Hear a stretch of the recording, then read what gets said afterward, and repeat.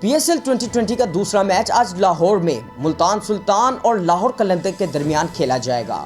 City और लाहौर हमाद आबिद ने traffic plan जारी कर दिया। शहरियों की आमदोरफ्त के लिए मुतबादिल रूट से भी आगाह कर दिया। तफसीलात बता रहे हैं ज़िशान अली। जी ज़िशान, क्या अपडेट्स हैं आपके पास?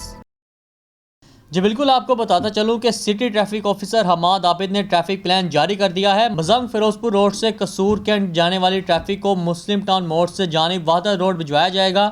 वादत रोड से ट्रैफिक को बरकत market, centre point, Firdous market, defence मोड़, वाल्टन रोड भिजवाया जाएगा। कसूर से चिबुर्ची जाने वाली ट्रैफिक को लाहौर ब्रिज से बरास्ता, पीको रोड, वाल्टन रोड मुतबादिल रास्तों पर चलाया जाएगा।